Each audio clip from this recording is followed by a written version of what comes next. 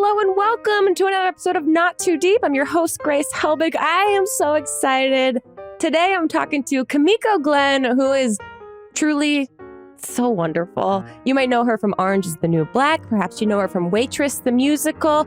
Maybe you know her from Liza On Demand on YouTube, now in its final season, season 3. And most recently, she is a voice in My Little Pony, A New Generation. She's incredible. She has such a multifaceted career. We talk about her going from dreams of theater, being in the touring company for Spring Awakening, and then figuring out that she could be on TV. And her first TV gig was Orange is the New Black. And we talk about how wild that situation was. And then we talk about her auditioning for Liza On Demand, not knowing who Liza Koshy was or the intricacies and complexities of YouTube as a platform. And then we talk about getting into the My Little Pony animated feature, now available on Netflix, also starring Liza Koshy, and what it's like to enter into these fandoms and these pre-existing franchises, and just also what social media is doing to the art world, and also what her fashion sense is, which is truly stunning in my opinion. We talk through all of it. We don't unfortunately get into one of our most passionate subjects, and that is reality TV, most importantly The Bachelor, but we talk all around it. And I've talked too much in this intro. Please enjoy this episode as much as I did with the lovely Kimiko Glenn.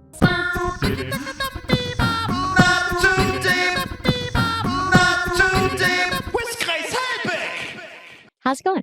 Kimiko, it's going well for me. How's it going for you?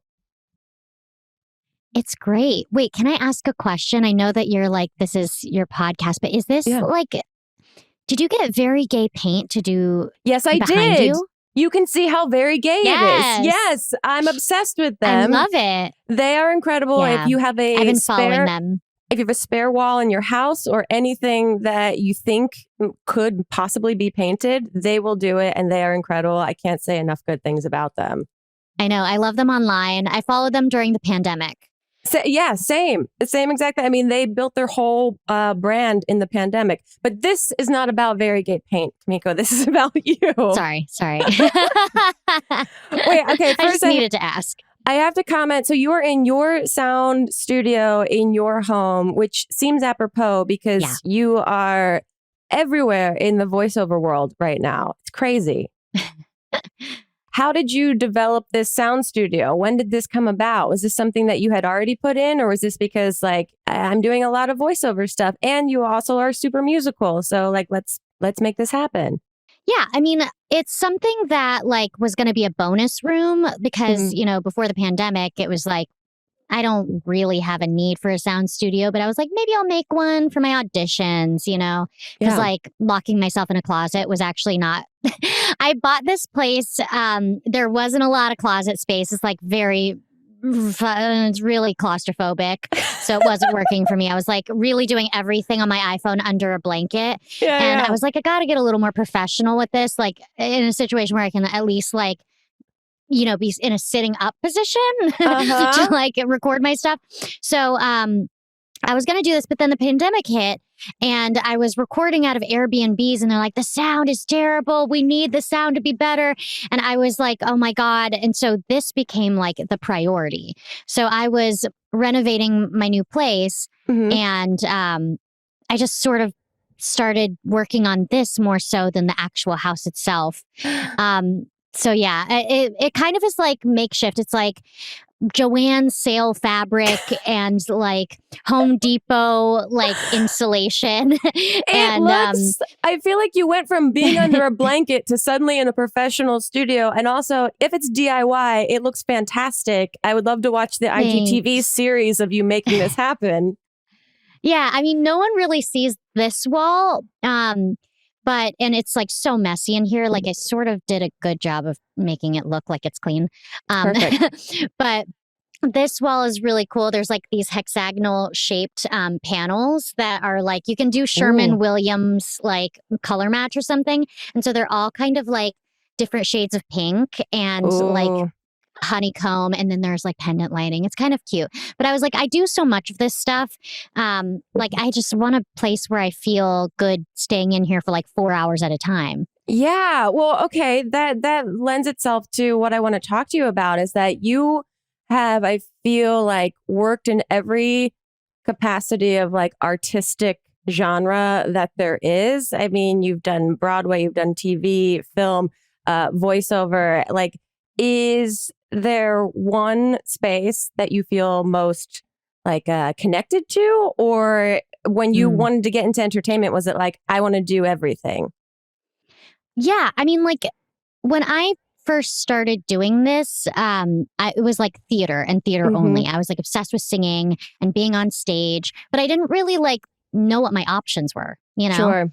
So now as an adult, it's like I want to do whatever makes me happy, you know, if an opportunity presents itself and it's like, well, that's unusual and it's something I hadn't thought of, but like I'll go for it because like there are cool people that I really want to work with, or like that's just like a really creative, weird idea, like anything to do with social media, even like content creation or whatever, like I'm like down. So how did, when you say that you were initially interested in theater, like at what age did this start for you? Like, how did you, I know you've gone to like the conservatory and you've gone to different like art institutions in so many words. So how did you decide like arts is for me? I would just like, I was a really obnoxious kid. I like just was. And that's gonna go one way or the other. Yeah, I mean, I had a lot of energy, you know, and my parents were like, I just was like imitating people all the time. Yeah, you know, and like I loved Celine Dion. I don't like, for better or for worse, my parents got me a Celine Dion CD like at age 5. Incredible. For Christmas. I don't even know why they just like knew that I would be into it, but maybe it was just like a random purchase, but I was obsessed with it and like imitating how weird she sounded, but like also brilliant she sounded. So I just like was constantly screaming her songs and like doing imitations and like taking my dad's camcorder and being like crazy, making crazy commercials, having my own like talk show with tea and all this dumb stuff. Like I would make my parents and my family sit down and like I would perform songs that I had half written and be like, clap for me. So they were show like, me you love me. Yeah, like I need validation. So they like had me just audition. I mean, they didn't have me. They were like, do you want to audition for this play, Snow White and the Seven Dwarfs? And I was like, yes. And so I just did it. And then it was something that I just did. And then I was like, I'm doing it now. Like, this is what I do. This is me, you know? Yeah. It's something, I mean, you feel like you have this like calling that you don't really know at such a young age. And then when you, I'm sure, are in an environment where that's celebrated by everyone there. Finally. Like, this is, I think, where I belong right now. Yeah. These are my people. Yeah. So from there, how do you end up in Los Angeles? How do you end up like in entertainment in general? Like, what was your journey? So I actually lived in New York for like 10 years. Okay. And the whole goal being like Broadway, I have to be like doing the theater and like the Broadway and whatever. And so like up until Orange is the New Black, I was like sort of, it's dumb. So going back, I was doing like a Spring Awakening. I was doing a national tour and on it, I was sort of like, do I pursue acting? It's sort of a lot. And then I got an agent at the time and then they started sending me out for TV. And I was like, I didn't even realize, that's when I realized that TV was an option. I was always like a theater person. Okay. Like I had sort of removed myself from watching movies and being like, that's someone I could be because it just wasn't the medium that I was doing. Sure. And I was like, oh, I guess I could do TV too as an actor. And so, which is such a silly like revelation to have at such an old age. But so I did Orange is the New Black, and that was like the first TV thing I did. I That's mean, like the first TV thing you did. I mean, I had like done easy entrance. God, it was so scary. It was so scary. Well, that's okay. That's my question. Because when you enter into something like that, how do you even prepare, or can you even prepare? Do you just have to go in like everyone does on The Bachelor, with an open heart to what the journey's going to be. Oh my gosh. Well, I mean, like, first of all, I actually, like, it took me years and years of auditioning in front of a camera to actually get comfortable in front of a camera. Like, I really was like, I don't know what you call it, like, stuck out like a sore thumb or something. Like, I couldn't ignore that there was a camera in the room when there was a camera in the room for like years. And then finally I was starting to get over it. And then I was like in my studio apartment, like watching Orange is the New Black, the first season. And then I get an email in my inbox saying there's an audition for Orange is the New Black. So I guess like the preparation was that I was in the middle of watching it. And so I was like, I think I know what this show is. I've been watching it and I kind of got into it all of a sudden. So the preparation was like just get thrust into it, I guess. I mean, I was truly like figuring it out as I went every step of the way. Wow. But it was a blessing, like being a recurring role and having that opportunity to just keep going in, because there were like little one-off things like student films and like, you know, things where I would be like uncomfortable for a day of shooting. And then I would like go home and then be like, I was uncomfortable, you know, but like when I got to go back and keep going, like I kind of got to be like uncomfortable and then like figure it out. And then like, oh, maybe I'm still uncomfortable, but then like figure it out. And then finally I got used to being there and being on a set and on camera and everything. Wow. And, like, the terms and whatever. Yeah, because there's no class that teaches you like the nuances of being on sets, and it's just like observing and trial by fire of everything all the time. That's incredible, especially because I imagine that obviously theater is such a different usage of your body and voice than being like on camera, that learning how to switch into those modes must have been wild to make those adjustments. Yeah. I mean, I think like what was kind of great and kind of awful was I felt so like a fish out of water. I felt so nervous. I felt so like, what am I doing here? And that was the character. Like Brooke was like, what am I doing here? I am the least likely person to exist in this world, you know, because she was like a hippie, like activist type and like surrounded by all these like criminals. I mean, not even criminals, but like, you know, people who had like some serious offenses and some not, you know. It must have been, and the energy on set and just like the female concentrated energy must have been just like an incredible experience for you. I can't even imagine. Yeah, I mean, I have some friendships that'll last a lifetime, and like, but what was interesting was like getting to know all these strong personalities. They're just like, you know, I don't know, boisterous, wonderful. It was just like an interesting experience of like starting season 2, and then like I was sort of in it till the end. Not really. There were a couple seasons where I wasn't in it, but like to have that many years and like this massive experience, this like pop culture phenomenon, like all happening kind of to us, and we're all like the least likely of people to have this experience, you know. Wild. My friend Emma Miles on the show, who played one of the meth heads, she was like, it's kind of like we're all niche markets. Like this is not like supposed to happen to us. You know, like we're the least likely people to be cast on television even, you know? Amazing. But I feel like that probably added to the whole like performance of everyone.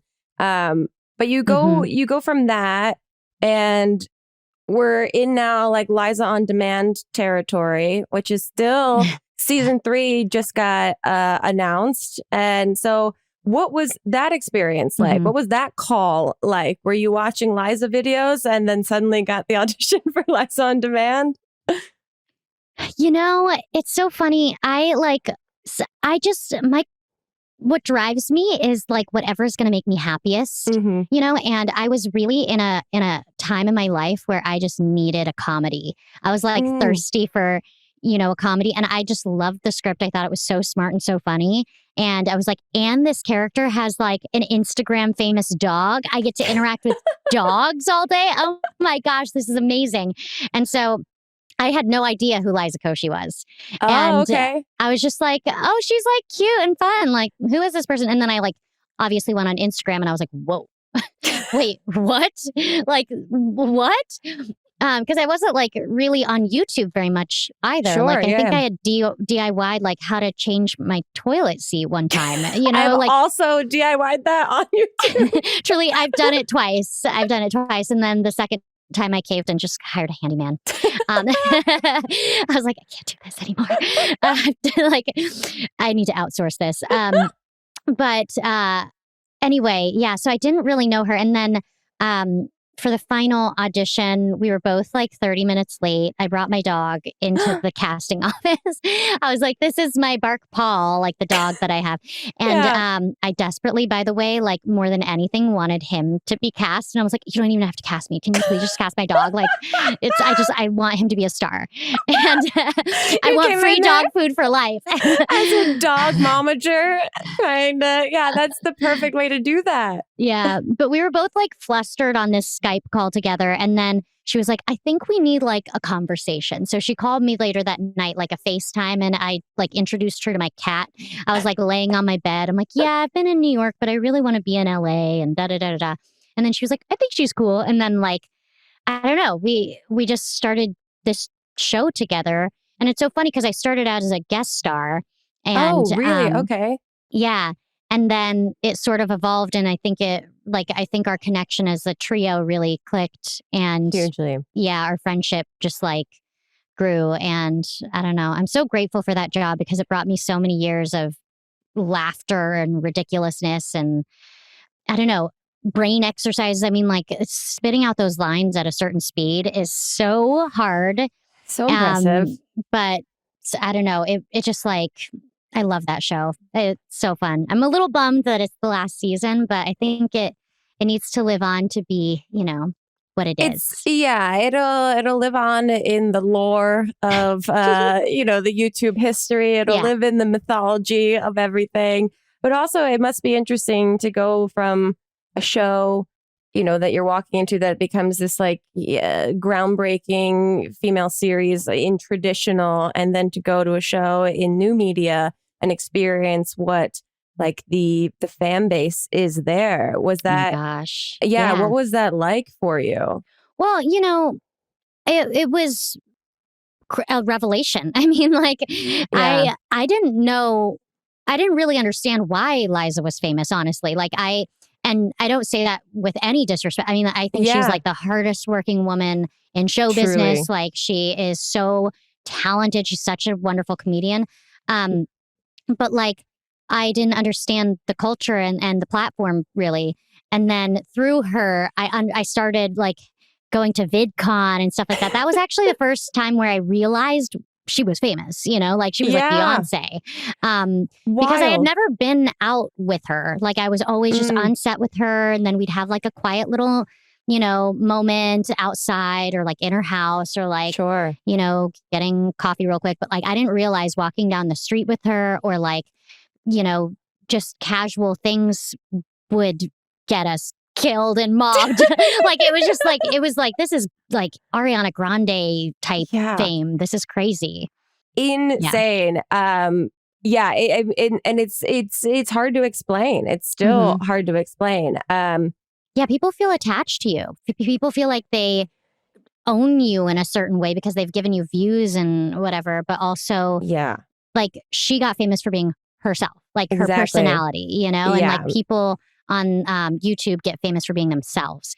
And so there's not a respect barrier when it comes to like approaching someone on the street, like there would be for like Nicole Kidman or some really big famous movie star. There's a lack of boundary about like the character versus you, because oftentimes your heightened character is still you at the end of the day. Yeah, people think they're friends with you. It's weird. It's very strange. But it's very interesting to hear your perspective on all that. We have to take a quick break. When we get back, I still have a billion more questions for you. So we'll be right back with more Not Too Deep. Not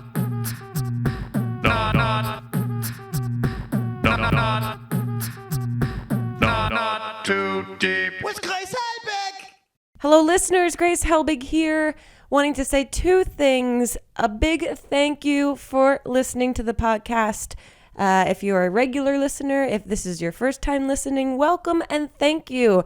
And second thing, if you are enjoying yourself here in this not too deep world we've built and you'd like to leave us a review, that would be so wonderful. If you can go to the iTunes store, the App Store, and leave us a lovely little review, comment. How are you feeling? Good, bad, otherwise? Maybe just good or otherwise would be appreciated. Other than that, enjoy the podcast. Okay, well, speaking of Liza, in terms of now, you guys, one of obviously, unless social media is done me dirty, have forged a very authentic and beautiful friendship. And with that, somehow you guys are still magnets for each other because the newest project, My Little Pony, A New Generation, which you are in, Liza is also in. But first, before we get to Liza, I want to hear about your experience working on My Little Pony, because again, you're walking into this franchise that has all of these, a giant fan base and a certain expectation and a certain it's iconic in culture in some way. What was this like? I mean, it was lovely from start to finish. I mean, I felt like super welcome with open arms. I didn't even have to audition. I think Amazing. The creators were just fans of my work on Waitress, which I did on Broadway. Yeah. And some of the voice stuff that I did, and they were like, "We think you'd be the perfect Izzy," and I was like, "Well, thank you. I will definitely accept this. Thank you, My Little Pony, for sure. I will take this rose. Thank you so much." I love all the Bachelor references because I'm obsessed with the Bachelor franchise. Oh, I just started deep diving into Bachelor in Paradise, and we can go off on that in a little bit. But let's do the My Little Pony convo first. I mean, lovely from start to finish. It was so much fun, and also a breath of fresh air during the pandemic. Because I did most of it outside of the pandemic, before everything went down. And during the pandemic, it was just a nice reminder because the themes of it were so spot on to what the world needed at the time. We were doing a lot of the stuff during 2020, and it's all about not separating ourselves based off of fear and coming together and accepting our differences and loving each other for our differences, and how much stronger we'd be if we just got to know one another. And that was this was all created and written before all this happened, and yet it's so relevant now, ever relevant. And so it sort of was a wonderful, not light at the end of the tunnel, that's the wrong word, but or the wrong term, but just light, during a dark time. And also it was just so fun because I just knew that I had these really cool songs that I was singing.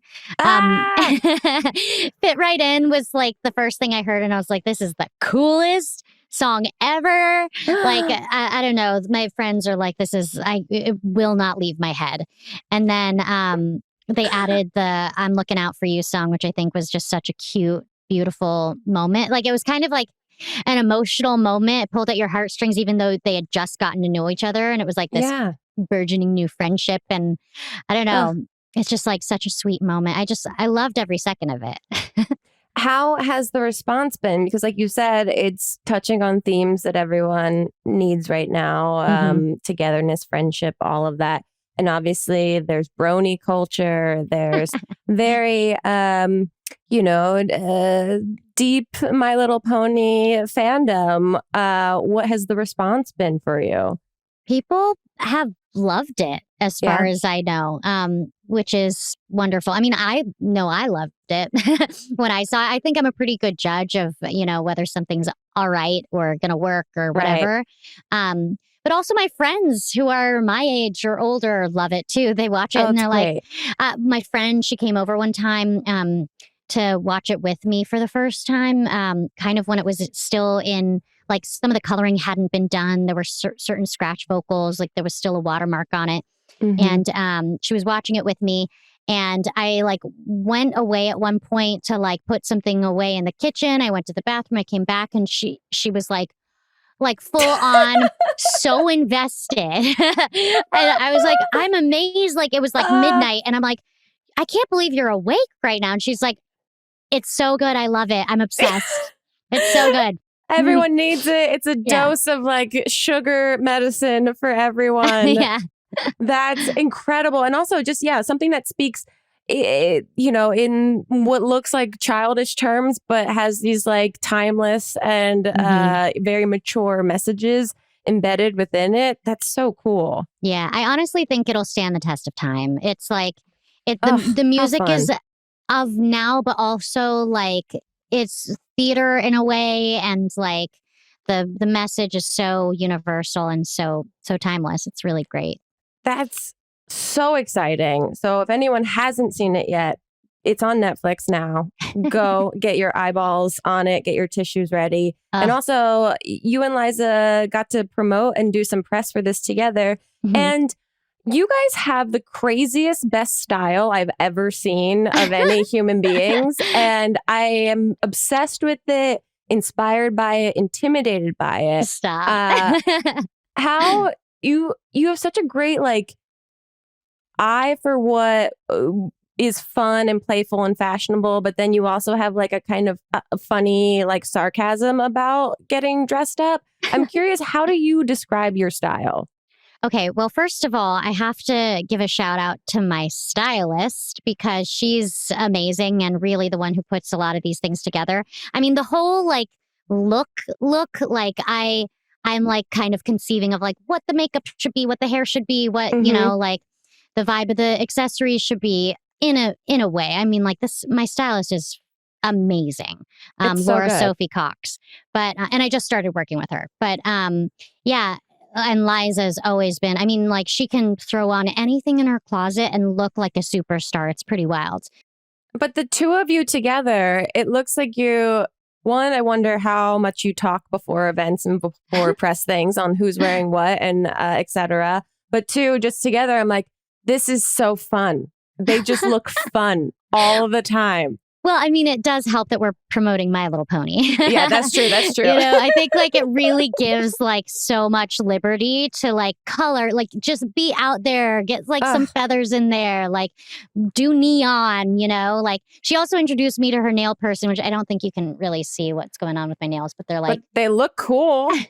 They're like this weird swirly, like terrazzo-ish neon vibe. But awesome. Yeah, honestly, like I get inspired by Liza's style most of the time. Like she's really kind of introduced me by like just following her and like her makeup journey, how makeup is sort of like more of an expression versus for beauty so much. Like I think she's really kind of promoted that through her like Say Moi partnership and like been able to get creative with that in a way that inspires me and makes me want to just like put that into my everyday life, because I think I have a weird thing with style. Like I know I'm cute and like I have a nice body and whatever. So I'm always like, I should try and dress sexy, but like my real heart of hearts style is like hipster mom. Yeah. Well, you're doing it perfect. It looks so fun. That's what I love about it, that it's not just overtly sexy, that there are like layers to it, that it's like you had something on that looked so like Clueless genre, not Clueless, like the movie Clueless. Yeah. I was like, you put no thought into it. It looked clueless. As a girl that wears sweatshirts all day, I'll tell you, that looked clueless to me. No, it just seems like you guys are having fun dressing up. Yeah. I mean, it's nice. Honestly, like we went to New York Fashion Week together recently, like this earlier last month. And I'd been to New York Fashion Week before and it was stressful. And like, it was stressful this time around, but I had her and like we were changing in the car together and like we were limping around on our high heels together in the New York streets trying to find our car or trying to find like a pizza or something. Everything, by the way, in New York is closed down at 9 p.m., which is so terrible. I'm like, I left New York to come to LA and now New York is not New York. It's so weird. Weird.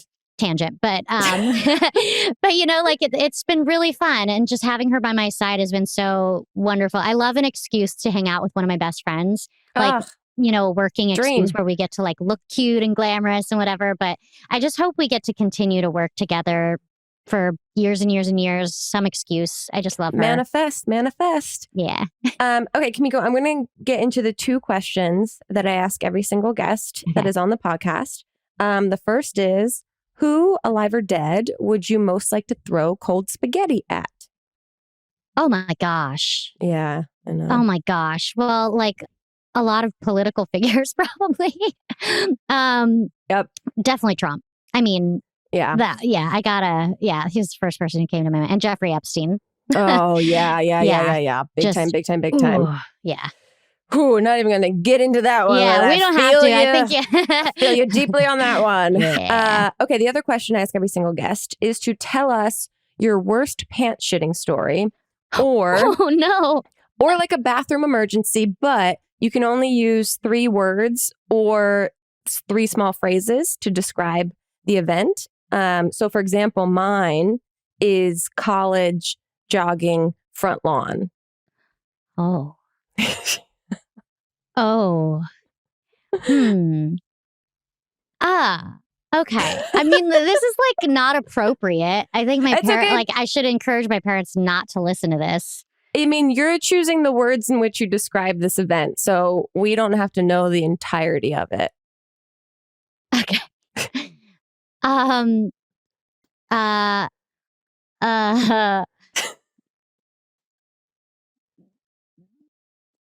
Bedroom. Okay. Butt stuff. Nugget. I've also been there, but I won't have any follow-up questions for you on that scenario. I'll also make sure my parents don't listen to this episode.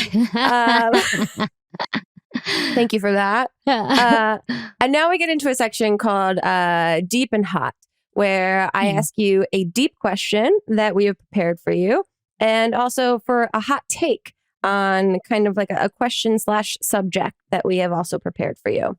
Okay. So deep question is, speaking both generally, but also specifically to those pursuing a career in the arts, is working hard good enough? And if not, what are some other things to consider? Well, working hard certainly helps. But you have to work smart too. You know, like you can't just be like one of my friends was just kind of doing the most and getting nowhere. And I could see why she was getting nowhere. Like it was tunnel vision. It wasn't like she was seeing the full picture. Yeah. And a lot of people get stuck in that too. Hard work is certainly like a big part of it, because you don't just get big overnight. You don't just, I mean, maybe nowadays you do, but like, you don't get to stay successful unless you keep, The trucking. sustainability. Yeah. I was going to say, it seems like what you were saying about how you look at the projects in front of you and you think about which one will you actually enjoy and which one like speaks to your heart, or which one, like a comedy, is what you need in your life at that moment, versus the tunnel vision idea of it all. Yeah. But granted, like I was talking about this the other day, how my pursuit of happiness, if you will, probably has made for like a less strategic career on the outside, because I'm not always like enamored or excited about the biggest projects. I just want to, get excited about the inner workings of it, and like what's the day-to-day going to be like, and is it going to be in a location that I love or hate? So I think but that's my own personal stuff. I think I've like sort of sustained at least like I'm not going downwards. Hopefully, like let's try not to get canceled. But I think like hard work helps for sure. Yeah. But I don't think like you can get mad at the universe for like working hard and not getting anywhere. Like you have to kind of zoom out and see the bigger picture and understand, like have your, finger on the pulse of like what is actually happening in the world and what people want to see, and like what is unique about you, and embracing those things. Because a lot of times people want to do what's cool and not what's innately them. And I think what's cool is what's innately you. And like, you know what I mean? Snap, snap, snap, snap, snaps. So true. So true. So true. I mean, because, there used to be a very distinct way of like getting famous or making art in the world. And now I think internet evolution has kind of broken a lot of those paths and created the idea that you can get to where you want to go or whatever happiness or success looks like to you in any way you want. There's no one way to do it now. Yeah. I love that. I will be thinking about that later on today. Okay. Hot take on thoughts on overall as a creative person. Do you think social media is a help or a hindrance or somewhere in the middle? It's both. Yeah. Because like from a mental health perspective, it's truly not doing the best things for us. Like it's just ruining our brains. Yeah, I know. I saw you post something that was like, why did I delete my shadow in my photo? Oh, because Instagram's a mental illness. And I was like, this speaks to my soul and everything I think about all the time about social media right now so directly. Yeah. I know. Like it's simultaneously like striving for perfection and then also like striving to be like a cool grunge. I don't know. It's so much, but also it's a help because it's a platform. It's another way of reaching people. And it's a way that like a lot of creative people have work now because like during the pandemic, everyone was on their phones and they were creating content and creating funny things or interesting things that people could laugh at or use in their daily life. And so like in that way, it's amazing. It's connecting people. It's getting people in touch and like having collaborations that may never have existed without it. So it's good and bad. I mean, like I just have such a love-hate relation. I think everyone does. So yeah, you're preaching to the choir. I think it's interesting too, because it also, for people that are artists that in, traditional Hollywood, whatever, you would only see them as this one-dimensional like person, that it allows for complexity in actors and actresses or artists that you might not have been able to see before. It allows you to see a little bit of whatever peek behind the curtain that they want to offer. But at the same time, it is stressful. You have a beautiful aesthetic on your Instagram. I mean, that's just recent. I'm like, what filters are you doing? What presets are you downloading? How are you doing this? I'm obsessed with it. Honestly, okay, this is so I hate this. Don't worry, you're in a safe space here. Like I'm okay. So I'm the type of person, I'm not creative, but creating every day, creating like daily content is not my thing. Yeah. It really stresses me out. Yeah. And so for a person who has like pretty much a private life, like doesn't like to let people in, it's really hard like to know what to put out there.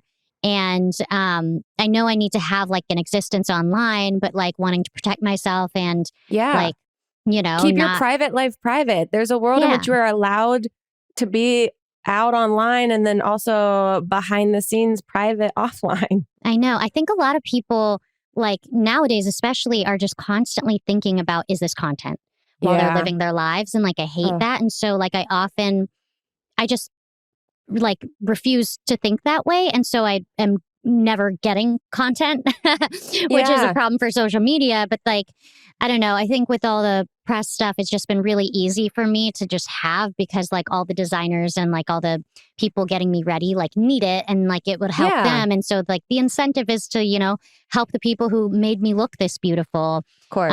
But like, so recently I've been looking really cool and whatever. But that's just been, I'm going to go back to just selfies like pretty soon. It's really bad. Because I don't know, I'm literally just like on my couch in like a sweatshirt, like no makeup using like some skin smoothing filter. Like, here's me. 100%. No, but I think that's great to know. There's also a power in knowing that like, you can't do a certain type of content. And it's got to be hard when you have a friend like Liza that's it's so innate in her DNA to be able to do that. But it's not in my DNA. I can't do it. I look at TikTok and I'm like, everyone's said and done every possible thing I could think of months later at the time. Yeah. There's nothing that I need to participate in here. I know. It's pretty wild though, like watching her work. I mean, she'll just be like, we'll be talking, and then she'll like see something and then just go, doot, one picture, and then it's like the perfect picture. And I'm like, how the fuck Incredible. did you just It's like, incredible. like how do you just do it? I don't know. And she's so good at editing, and she's so good at It's a different good brain. at it. It's a different brain. Okay, we're gonna take one And she last works break. quick. Oh God, I know. That's the thing. I'm tortured by my overanalysis of is this good enough constantly. Yeah. Okay, we're gonna take one last break. When we get back, we have a question that you and I can possibly give some absolutely unprofessional guidance to. Great. So we'll be right back with more Not Too Deep. Not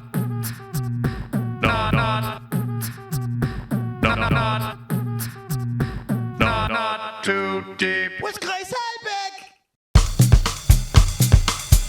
Okay, we have a question submitted from a listener/viewer, and I'm actually very curious about your thoughts on this. It is in relation to children, kids, Okay. and this person writes, my friends have kids and keep insisting on bringing them everywhere. They're toddlers and are not well behaved, and it ruins the experience every time we go out somewhere or on vacation together. It's not that I don't love their kids, but we very rarely get any adult time because they insist on bringing their crotch goblins everywhere. Okay, I voiced my feelings multiple times, but it gets ignored. Most recently, I was ditched in the city because they had to leave an event early because their kids were being awful and no one told me.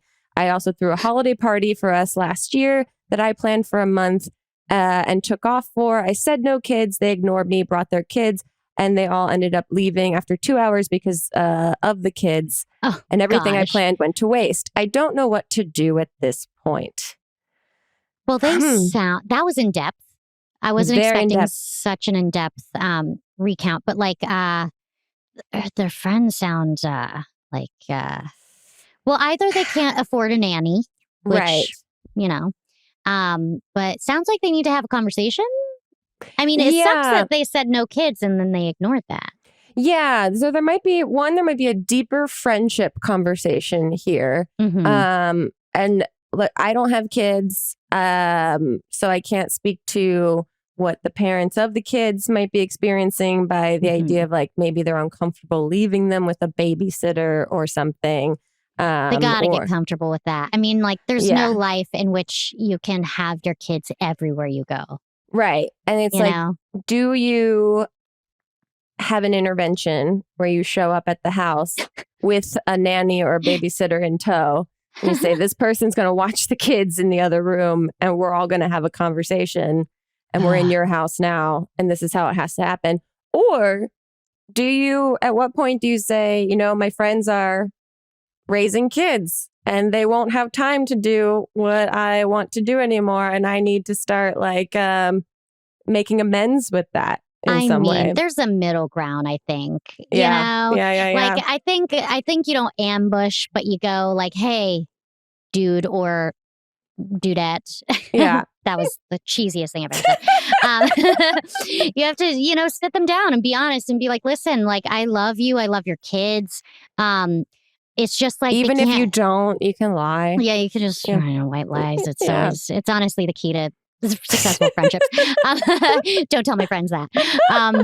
But you got to sit down and just be like, I love you guys. It's just like, they're a lot. And until they're a little better behaved or until like you get a handle on, or if they're able to come to like adult events, maybe I'm the wrong person to ask because I feel like this is the wrong language to use. But No, I like, think this is like you have to, because this Yeah. person is clearly coming from a place like us that doesn't have kids. How do you talk to a friend that has kids that keeps bringing them? Like, I think, that it's a direct conversation. If they're going to directly avoid the rules that you've had in place for a holiday party where you say no kids and then they show up with kids, you're like, not only does this ruin like my time, but it ruins the other guests' time that didn't bring their kids here. Yeah, because then they're like, well, I didn't bring my kids. Like, I literally hired someone to take care of my kids, and here these people are disrespecting that. But also, like, I'd say, kids and family, it's very emotional stuff. Like when you get into it, when you talk about those things. And I feel like you got to come in with facts. You got to come in with hard information. You got to keep emotion out of it. You got to not get too fired up about things or get insulting about things. You just have to say, listen, this is what happened. Your kid like ran over there and spilled ice cream all over this old lady, and it caused a whole freak out or whatever the hell. Yeah, that's what I assume kids do too. That they're just running into things, spilling it on people, and spilling causing ice cream a ruckus. left and right, pouring chocolate ice cream all over white shirts Constantly. But yeah, I think good hard facts, no emotion, but empathy. Like no like fiery hot like mad emotion, just like I understand this position, but in order for our friendship to exist, we have to find a way to get them a fucking nanny. Yeah, exactly. And it doesn't mean that there won't be times in which you hang out with your friends with their kids. Yeah. There just should be some times that you get to hang out without the kids. Yeah. And you can tell them that like, hey, man, your kids are making you guys kind of lame. And you might want to lose them for the night if you catch my drift.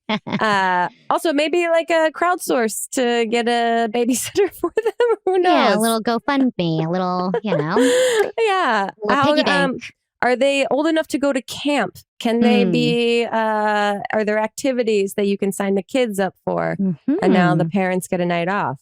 Yeah, I like that.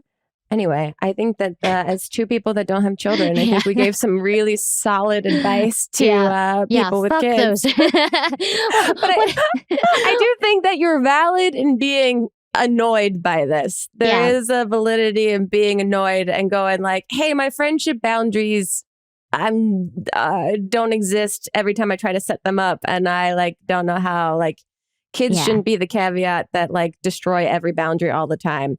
Yeah, they don't get a free pass. Anyway, Kimiko, thank you so much for that advice. Before we wrap everything up, we like to give a token of our appreciation for the guests that have made time for us. And we have a personalized horoscope that we have made for you. We are not professional astrologists, so feel free to read it aloud for the class. This is exciting. I just saw Dear Cancer in the chat and I was like, what are you talking? But oh my gosh. So you had to Google my birthday then. Yeah, it took a long time. It took all of 2 seconds. Okay. Dear Cancer, Crab of the Stars. Mercury is officially in retrograde until October 18th. That explains a lot. You might experience during this time some confusion or delays around family or home matters, such as forgetting your Netflix password, ding, ding, ding, that happened literally yesterday, while trying to watch My Little Pony, A New Generation for the 50th time. Am I right, bronies?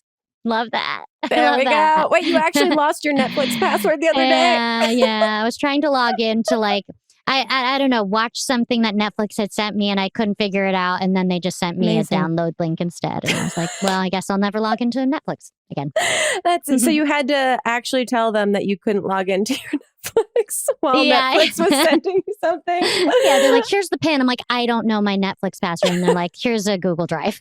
Amazing. Kimiko, where can people follow you? Where you want them to? Where can they find everything that you're in or up to right now if they don't already know? I'm pretty much on at Kimiko Glenn, Kimiko Glenn, Glenn. On Instagram. Like I don't really have any other stuff, but I have a lot of stuff on Netflix. I have a lot of stuff on YouTube. I have a lot of stuff probably elsewhere. But yeah, My Little Pony, A New Generation is the main thing that's out. Liza On Demand's coming out on YouTube next week, next Friday. And well, I guess that's October 13th. I don't know when this is going to air. This will come up after. So it's already up, guys. Go check it out on YouTube. Amazing. The third and final season. I know. It's so good. Guys, it's so good. Oh, I can't wait. Thank you so much for making time and talking to us. Go check out My Little Pony. As you heard, it's what we all need right now. It's the healing animation that everyone needs. And go seriously do yourself a favor and look at her Instagram because it is so lovely and Oh just like gosh, it's it's just about very- to not be lovely. no, it's calming. Whatever the way you crop your photos and the filters that you use, it's just very like calming to it. I'm a big fan. Thanks. Thank you again. This was so fun. And we'll see you guys next time on another episode of Not Too Deep. Goodbye. Too deep, too deep, too deep, not too deep with Grace Helbig. Not Too Deep is a production of Grace Helbig Incorporated, producer Melissa D. Montz, edited by Shireen Lani Yunus, post-production sound by Chris Henry, and an extra special thanks to Flula for the theme music.